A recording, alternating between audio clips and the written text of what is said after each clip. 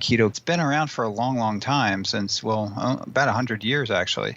And I would say it's probably going to gain more momentum as it has in the past, just simply because, it works.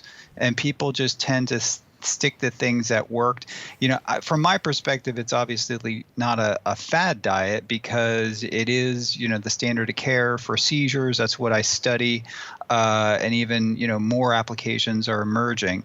So I think what's new and kind of refreshing is that we acknowledge and recognize that the ketogenic diet, as it was developed by Mayo Clinic and implemented, early on by Johns Hopkins, does not have to be as super strict, as far as 90% fat like we thought. And now the modified Atkins or modified ketogenic diet, and then the ketone supplements, and now various food products that allow you to eat like a ketogenic cookie or brownie, can allow you to be in this state that gives you, practical advantages like not getting hungry and just having more energy throughout the day. And of course, weight loss, right? That's a big one.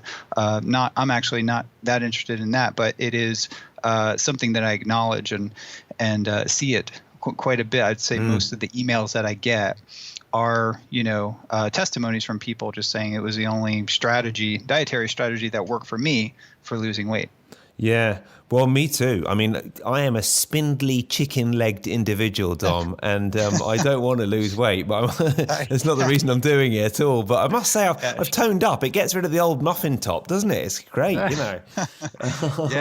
Yeah. I've been doing it really for digestion.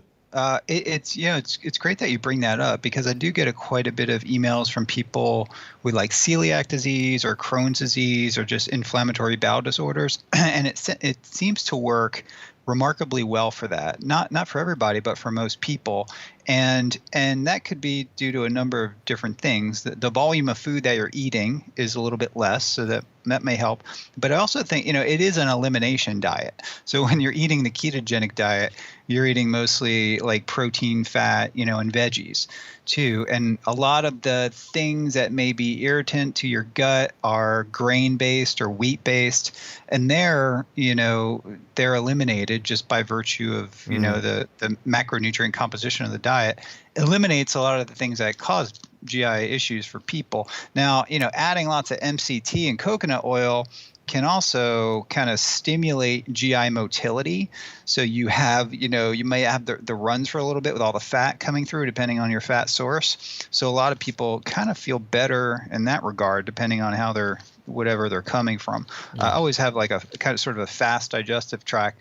So a lot of people, it has corrected their GI issues. So that's something that is looking into. I think it's even studied now. There might be a clinical trial out on that, on various inflammatory bowel disorders. Yeah, and also with the virus that you mentioned too. I'm actually working on an NIH grant that is, well, probably shouldn't talk about it, but it's go on. It's addressing. I don't want to give the idea away, but it's addressing the issue of viral induced neuroinflammation, which a lot of the viruses that are most pathological. That's what happened to me. Yeah, do tend to hit the central nervous system pretty hard, and